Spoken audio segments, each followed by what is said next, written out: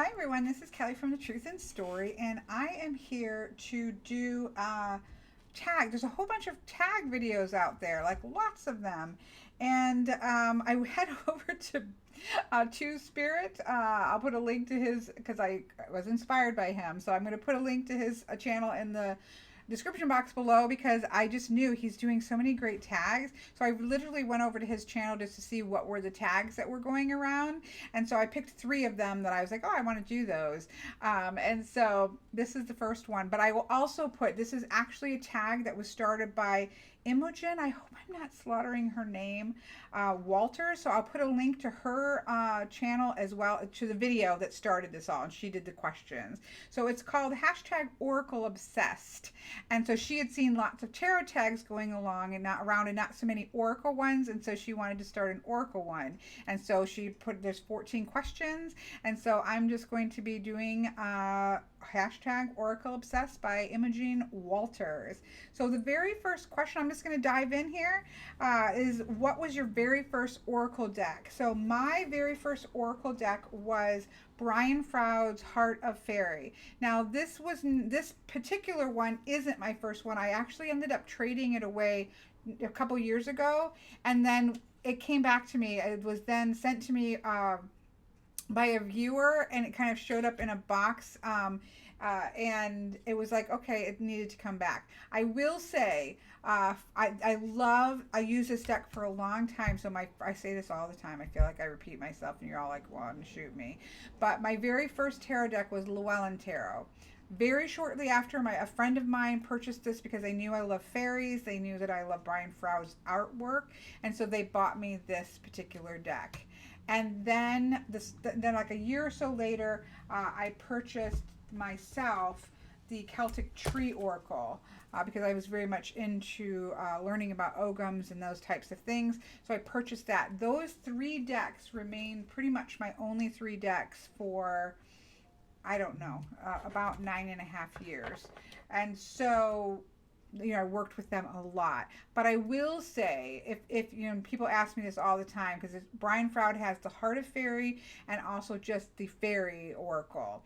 I personally recommend the Fairy Oracle. I have reviews on both of them and why I really prefer the regular Fairies Oracle by Brian Froud. Some people prefer this one, and I used it for years, and it's beautiful. I mean, look at that. But there's something much more, for me, there's something much more cohesive about the system, because they are systems, in my opinion. They have suits and such. And there's just something, this is gorgeous though. I look at these cards and I'm like, oh, his artwork is like really, his decks and the hidden Tarot of the Hidden Realms are they represent how I feel, see Fae and feel about Fae. And so they're just really powerful that way. I mean, look at the Lord of the Forest. They're just stunning. The sketchy ones kind of pop up sometimes, like, oh, they don't fit. But I love these decks. Look at that. I love this particular image, right? The big behind. Get a new perspective. Look between your legs. I couldn't do it. So this was my very first. So this is Brian Froud's Heart of Fairy, and this was my very first Oracle deck, and my only Oracle deck for a long. So I had this Oracle and the Celtic Tree Oracle, and those were. Let me show you a couple of those cards. We're gonna make a mess. I didn't prepare. I'm just gonna wing it. Other than getting that one ready.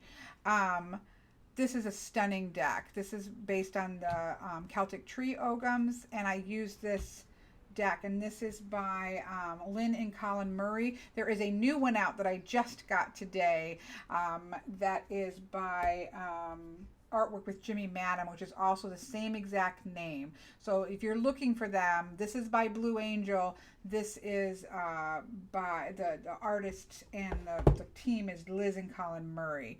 Absolutely stunning. I used this deck for years, and then I never purchased another Oracle deck. I really was more of a tarot person, and so I didn't own another tarot, buy another Oracle deck, excuse me, until probably 3 or 4 years ago. I don't know. I really wasn't an Oracle person. Now I have a ton of them. So yeah, so these got a lot of use because they were my only Oracle decks. So those are my first 2 oracles. I kind of kind of put those together because for so long I had those two decks. All right, we're going to start making a mess. We're going to start having piles. What is your current favorite deck? Okay, so she qualifies that as current. So my, oh dear, I gotta move things. My current favorite Oracle deck that I'm using at the moment is called the Lavish Earth Crystal Affirmation cards. And it has images of crystals, it has the description of the crystal, it has keywords, and it has quotes. I love quotes and I love crystals. So there's something about the combination of these as well as excellent keywords that just I've had such an amazing time with this deck. It has just time after time, reading after reading, it has been so spot on and appropriate as sort of a wrap up. I kind of pulled it at the end of after doing a reading, I pulled this to kind of what is some energy to sit with.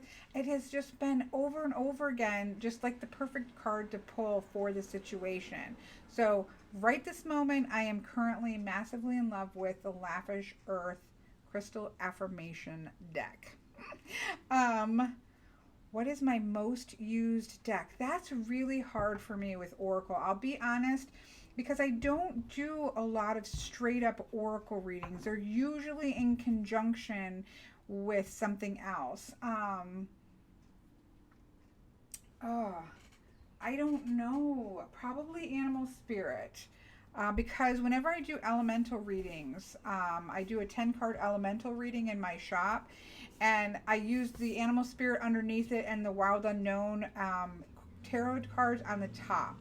So I have the 10 card and the 5 card, and then underneath underlying energies using the Animal Spirit from the Wild Unknown. So this is probably one of my most used Oracle decks. But I use a lot of my oracles similarly amount of times. I'm trying to think if there would be anyone that would go above the Animal Spirit. Not really. I mean, I use a lot of my oracle decks, but probably this is one of, well, the Halloween Oracle is probably one of my most used decks. I use this usually all month long for Samhain, of course. This is artwork by Jimmy Manton, and it's by Stacy DeMarco. I absolutely love this deck. I wish that the back wasn't kitschy. I wish that the back was one of the skulls in here. But other than that, it's like a perfect deck. And it's great to use all year long. So I use this one a lot. If it's a deck, if it's a question that's empowerment, I do really love the Sacred Rebels. I don't use it as much because it's very feminine, and that's been my problem with Oracle decks, is that A, they're either not balanced in light and shadow, or B, they're not balanced in masculine and feminine. That to me is a real problem as a reader. And so this one is very balanced in light and shadow, and it feels rather neutral energetically, not masculine or feminine. So I've really been using a lot the Secret Language of Animals. So when I'm heavily using Oracle, it's generally in live chats because I pull 2 times in live chat, and I always seem to pull Oracle. It's just my thing. I don't know why, because generally I'm using tarot more than that, but it's my time to like play with my Oracle decks, I guess. I quite enjoy it, and I really love to use this. So the Secret Language of Animal I bought because I was looking for something that was kind of neutral. And I just love animal decks. So this one is, very neutral. We do have Gaia, because she's, masculine and feminine combined, in my opinion. But yeah, this is just a stunning animal oracle deck. So I do love this one and have been using it a lot as well. But I feel like my decks, I don't have any particular, I use these all the time, because I tend to kind of, just depends on the question, it depends on the situation, it depends on what I'm looking for at the time. My least used deck.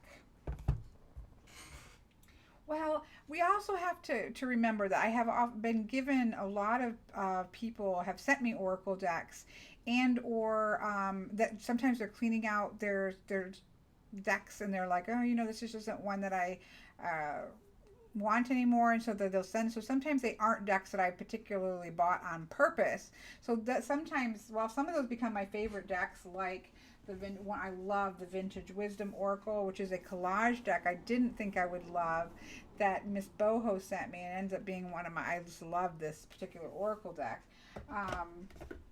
So that's a good question. My least used. I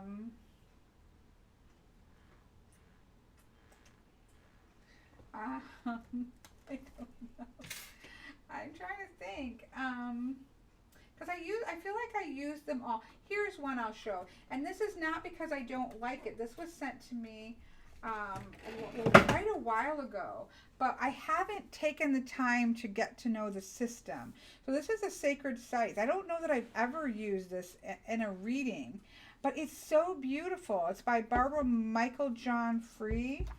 It has a great guidebook. I need to do a walkthrough because usually I need a walkthrough to get me going. It's absolutely gorgeous, but there's like 3 parts to the Oracle system. So there's like a system in place. These are sacred sites, and it means different things, like the top part, the middle part, and the bottom part have something to say. And it's really lovely. But I just haven't taken the time to get to know it. So I don't think I've ever done an actual reading with this deck. So there's the Plains of Bagan. It's really beautiful. And so I haven't given up hope on it because I actually think it's going to be really powerful to use. Look at the Devil's Tower. I just need to sit down and for me, doing walkthroughs, and I did actually do a walkthrough of this a long time ago, and I lost the footage, and then I just never have sat down to do it. I need to do it again now that I'm a lot better at doing. So this is, I would guess, would say be my least used, because I don't think I've ever actually done a reading with it, but it's one that I want to do a reading. I want to use it. It's not one that I don't want to. I need to take the time to learn it because it's a little less. Some oracles are, just get in there and do it. It's got the keywords on it and you go with it. With that, I think you need to actually do a little work. And so I need to do that. How did you learn to read oracle cards? Definitely through the books. When I first started reading, so it would have been with the Brian Froud Heart of Fairy, and then the Celtic Tree Oracle. This was back before there was really internet. I mean, there was internet, and there was like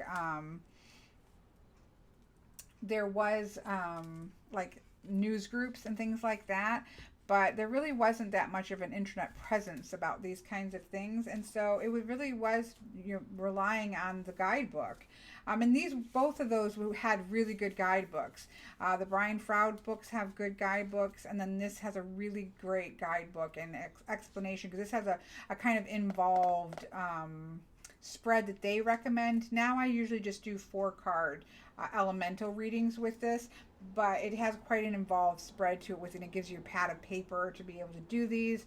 It was quite involved, kind of like doing a Celtic cross, but for this it was very, very intense. So it really was heavily with the guidebooks. Nowadays with more, because both of those kind of had a system. But for most, like, say, Blue Angel decks, where you just have the big cards and you have the beautiful images with the title, and there's a lot of times the keywords, I don't use the guidebooks very often. I just, between the words and the image, like, I just go with what comes to me, like what message comes to me when I see those words in conjunction with that image, in conjunction of the question or the place or the time. What is that saying? And that's kind of what I go with. So I do generally read the guidebooks. My nail polish I apologize for my nails. They are horrible. But I do read the guidebooks when I get a deck. I do read through the guidebooks. I don't generally go back to them. There are exceptions to that rule. For most notably for Oracle would be like the Winged Enchantment. This is artwork by Lisa Hunt, but the guidebook is by Leslie Morrison. This deck has one of the most, for me, like, manifesting. It's almost like you're there's a word that I use for this a lot, and I'm kind of blanking on it. But there is that sense of invoking power and invoking the energy of the birds when you read her aloud. It's really amazing. And so for this one, I do actually return to the guidebook because and I do this for clients. If I use this deck to pull for a client, I will start by reading from the guidebook. Because for me, the guidebook is kind of part and parcel to the whole oracle. So I think I kind of ran off on a rabbit trail there. I'm trying to stay on target to the questions. So, what do you use oracle cards for? I see. I think I skipped that. So it was how to you learn to read oracle cards. For me, it was used the two that I had heavily on the guidebook. Those are much more system oriented. Currently, most of the time, I'm just going with the word and the image and just what does that say to me. I will read the guidebook through once, but then I don't generally, except for those exceptions I was talking about, I don't generally return very much to the guidebook and just go with whatever message comes through that way. So, what do you use oracle cards for? I think I skipped. I use them for reading. Like for me, it's getting messages, right? So I generally will say that I'm usually using oracle cards in conjunction with another reading. So I do a lot of three voices reading. That's probably one of my more popular readings in my shop, where I use Lenormand, tarot, and oracle all together. So I'm using those to get those three voices into the message. I do oracle readings alone. They generally have to do with new moon or full moon readings. I do have some that are systems, like the Chronicles of Destiny. I do have like the Waterhouse Oracle, that is by this particular Waterhouse Oracle. I do this one. I do that particular. It has its own reading that I do. Or I love to use Madame Endora's. Madame Endora's I kind of use just like a tarot deck. But a lot of the times it's like I've done a Lenormand reading and I pull a card, or I've done a tarot reading and I pull an oracle card to kind of round things off. But then I do sometimes do it just for the sake, but oftentimes it's like a three voices reading or something along that nature. Or live chats, twice in live chats every week. I'll do, usually with the first hour, I'll pull from an oracle deck, and then at the end, I'll pull from a different oracle deck. So for me, it's like it's my time to be able to play with oracle, even though primarily in my practice, I'm reading Lenormand or tarot. And I, again, sometimes get to do oracles, but it's usually in conjunction with another primary reading, if that makes sense. Do I use spreads? Yes. I'm a spread person in general. But sometimes I do. A lot of times with oracle, it's three cards. I love to just lay three cards out. I do like to do it with tarot as well, but a lot of times it's three cards. It may be what to let go of, what to hold on to, and then what energy to go into the rest of the day with. But then if a deck has specific readings involved with it, then I will use those as well. But I do tend to be a spread person in general. I do like some structure. It adds for me, it adds layers of nuance to the cards. And because I don't use reversals, it does tend to bring context to how is the light coming out or is the shadow coming out. So I do tend to use spreads. Number 9, do you mix oracle cards with other? Yes. All of the above. Tarot, runes, Lenormand. Yes, I do mix them in with Lenormand. I mix them in with tarot. Like I said, one of my primary readings that I do for people in my shop is a three voices reading where I do a 9-card Lenormand, elemental 4 positions for tarot, and then oracle on 2 oracle usually on either side. So that's a primary way that I do use oracle, is in with conjunction with other decks. In your opinion, what makes for a great deck? Oh, that's a big question because there's different kinds of oracle decks, right? There are this type of deck that uses, you know, crystals as sort of a theme. It's about crystals, but then it brings in the quotes and it brings in keywords about those crystals and what those might mean. So that's kind of thematic, right? Or even the Wild Unknown Animal Spirit. This is based on the elements, so it's animal energy, but based also on the five elements because it uses spirit. So we have sort of a theme that it's wrapped around. We have, you know, like my newest one, which is a Celtic Tree. This is based on the Ogham. So there's 25 cards because there are 25 Ogham tree alphabets. And so that's what it's based on. And so that has its own kind of theme. Um, then there are more like affirmation decks that are just, you know, just general decks. It has an image and it has, you know, the keyword, the title and the keyword. And again, it's usually based off of mermaids, or Sacred Rebels is based on kind of the divine feminine, or the Winged Enchantment is based on birds, right? So for me, there's so many different ways in which an oracle can present itself. So I think that it's really important for it to be cohesive.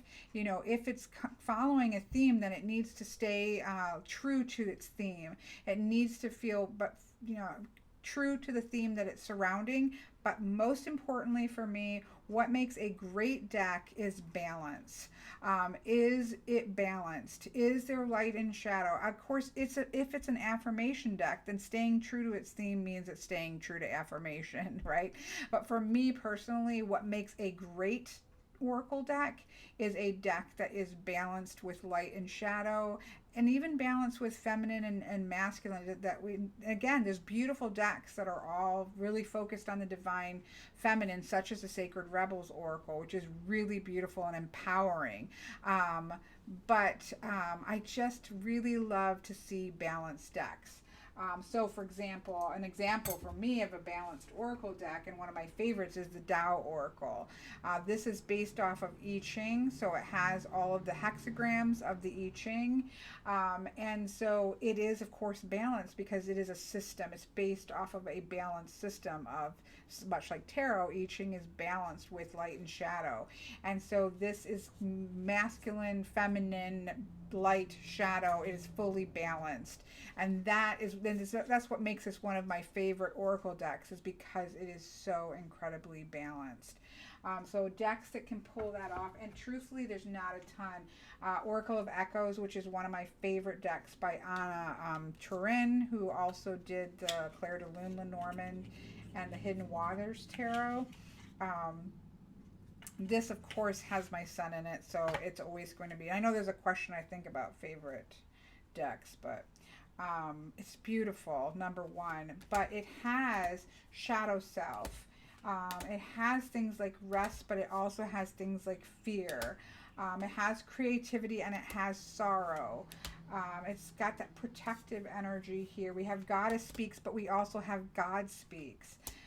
We have things like depression, but then when it's time to fly, we have just a really beautiful synergy between light and shadow in this deck that makes it amazing. And of course, it has my son, which she painted and used with the keyword imperfect beauty. The lessons that we learned, that there is beauty in the imperfect. There's strength in the body that is imperfect, and it is striving to succeed and to thrive even in imperfect circumstances. So this is again one of those decks that does that well, and one of the reasons why it gives me such powerful readings is because it is balanced with the masculine, feminine, and light and shadow.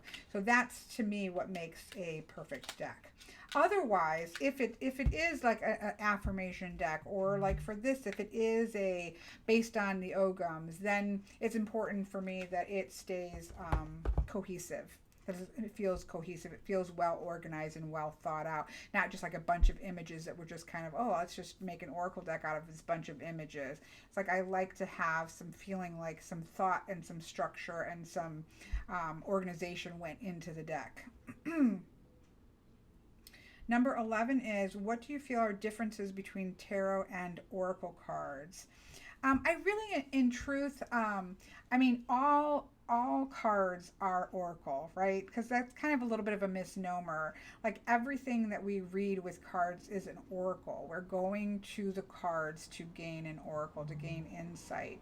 But obviously, oracle as we know it, it's the differences, usually the lack of structure. And I don't mean that in terms of negative. I think there's organization and cohesiveness, but it generally doesn't have the structure of tarot. So tarot is a very old system of oracle system, right? But it has 22 major arcanas. It has the minor arcanas broken into 4 suits. We have the 4 elements. We have the number from 1 till 10. We have the court system. So we have this very unified system in place that adds lots of layers to just not just the names of the cards or the numbers on the cards or the images on the cards, but also the structure and where it fits in the structure also gives us layers. So for me, the differences is generally oracle decks are more structured around a theme and less around like suits. Now that's not, there are exceptions, like Animal Spirit has the elemental suits. We do have the structure of the Ogum and what that means, and this has a hierarchy. So in Ogum, there are chieftains and there are peasants and there are shrubs. So there are different hierarchies within the Ogums, as well as like the Tao Oracle. We have that it's structured around the I Ching, and so there are structures that are in place there. So there are exceptions to that, but as a general rule, tarot is a much more structured system versus more of a thematic, organized around a theme and a message that we get with oracle. I usually like to say that tarot is like going to your friend who is that more like that therapist who is going to say, okay, what's going on? Let's figure out what's going on under the surface. We're going to sit down and we're going to work this out together. We're going to dig deep. We're going to see what are the underlying issues. What happened in the past where this, we're going to really talk this thing out, right? Whereas oracle can sometimes be a little bit more of that come here. Let's work this out. Everything's going to be okay. You're learning the lessons that you need to learn from this. But kind of a little more of that kind of wrap your arms around, or can be that really intensive, I got a weird message. Who are you? I'm like, I don't know who you are.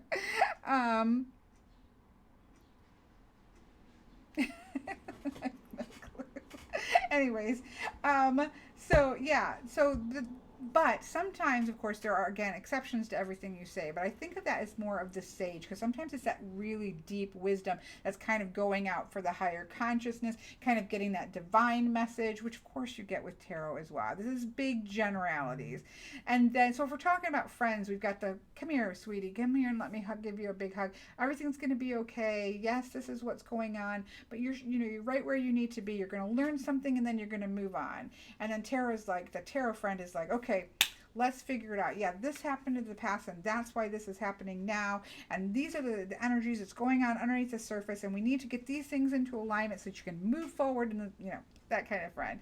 And then the Lenormand is like, quit whining. This is what you need to do. Bam, just do it, right? Yes, this is what's happening. These are the connections. Bam, bam. It's like that auntie at the kitchen table that's just kind of like, get this done. Let's sort this out and get to it. And this is what's going to happen if you listen to me. It's kind of like that kind of energy. I'm trying to make this like concise, which is, not my strong suit. Is this even still recording? I'm at my desk using my webcam, which I'm not usually doing, but that's so I'm kind of paying attention here. Do you have any super unusual or unique decks? I think that I have a lot of oracle decks, and I think they're all awesome. I don't know that I have anything that's super unusual or unique. I think mine are all wonderful in their own different ways. So I can't think of one that's like unusual or unique. Like they're all, well, for me, similar in terms of their own oracle deck. Excuse me. No. Somebody's probably going to say, yes, you do. XYZ, this is what you have. They're all beautiful and unusual in their own ways, but I don't feel like I have anything that's like really out there or anything. What is your current deck crush? So, deck crushes. So you already said my current favorite, which I guess are kind of deck crushes. My current favorite is right now, I'm just using it a lot, the Lavish Earth. I love this right now. It's really on point for me. I just got this Connected and Free. This is the first edition. So I'm just starting to play with that. So I'm of course excited about this and using this. So I have a bit of a crush on it right now because it's new. I just got this today. So I guess that's a little crush because it's new and I'm going to be working with it. So those are crushes. And definitely, the Oracle de Reflets, or the Oracle of Reflections, which is a French deck. Huge deck crush because this cardstock is divine. The images are really gorgeous, made from tea stained paper. It's got a very cartomancy. It does have light and shadow in it. It's kind of blendy, like a little bit of a blend of like Lenormand and Oracle and Tarot, kind of a mix, very much like Chronicles of Destiny. That's also one that I quite think is a mix like that. It's like a mix of light and shadow. It's a mix of like Lenormand and Tarot. I feel like this has that kind of energy too.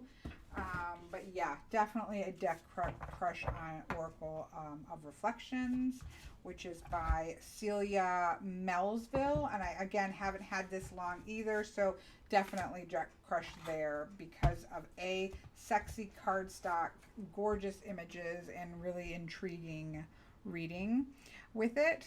So that's a deck crush. If you could only use one, why do people ask these questions? If you could only use one deck from now on, Oracle, so obviously we're talking about Oracle deck. If I could only use one Oracle deck, I wouldn't prefer that. But if I was forced to pick one, it would probably be the Tao Oracle. Because it's so balanced, because it's both I Ching as well as just a general Oracle with the titles, and it's got the keywords all on it, and it's just so well put together, and the images are gorgeous. So you have the beautiful images, you have the connection with the I Ching, you have the great keywords. If I could only choose one, it would probably I don't want to ever be in that position, but probably I would probably choose the Tao Oracle. I'm just looking at mine thinking, oh, I wouldn't want to do that. So, so there you go. There's the 14 questions of hashtag Oracle Obsessed. I will put a link again to Two Spirits, who I founded this for. I've seen a lot of these, but I'm just using him as my starting point. And then also Imogen Walters' deck thing that has it, as well as I'll put the 14 questions in the description box in case you want to do it and put in hashtag Oracle Obsessed. I'm a little late to this. I'm late to a couple of these tags, but I hope that you still enjoyed this and that you have a wonderful, wonderful day.